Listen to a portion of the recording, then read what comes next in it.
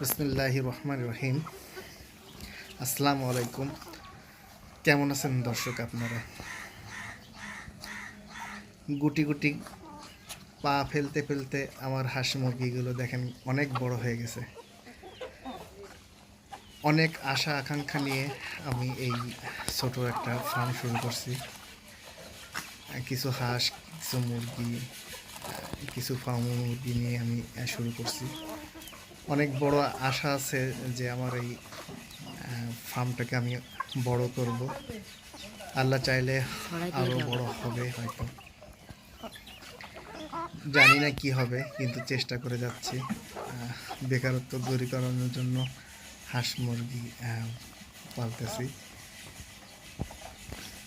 Already আমার পাতি হাঁসগুলো ডিম পাড়তেছে, পাশাপাশি চীনা হাঁসের যে পুরাতন মায়াটা সেটাও ডিম পাড়তেছে। আমার একটা দেশি মুরগিতেও ডিম পাড়তেছে। আপনারা দেখতে পাচ্ছেন যে ছোট ছোট যে মুরগির বাচ্চাগুলো আছে, এই মুরগির বাচ্চাগুলো কিন্তু দেশি মুরগির বাচ্চা। এগুলো ফার্মি না, এই যে সাদা সাদা আছে। এবং যে মোরগটা আপনারা দেখতে পাচ্ছেন, এই মোরগটাও আমি 100 টাকা একটা পিস দেশি মুরগি দিয়ে কিনে আনছিলাম। এটা কিন্তু বড় হয়ে গেছে অলরেডি। মোরগটা 2.5 কেজি ওজন হয়ে গেছে। 4 মাস সামথিং বয়স হয়েছে মোরগটার। আমার একটাই দেশি মুরগি ছিল, ওর সাথে জোর দেওয়ার জন্য মূলত এই মোরগটাকে বড় করছি।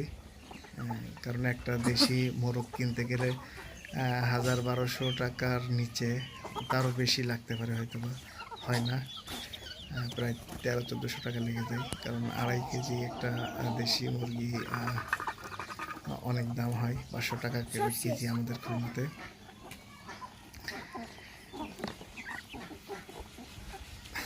আপনারা দেখতে পাচ্ছেন কিছু ফার্মি মুরগি। এই ফার্মি মুরগিগুলো আমি ডিম পাড়ার উদ্দেশ্যে কিনছি।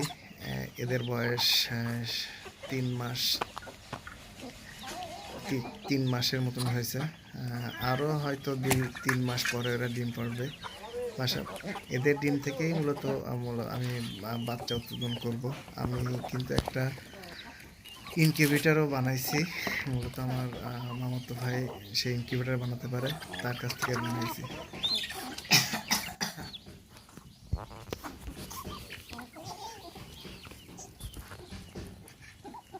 দিলা তো ডিসমিস করে।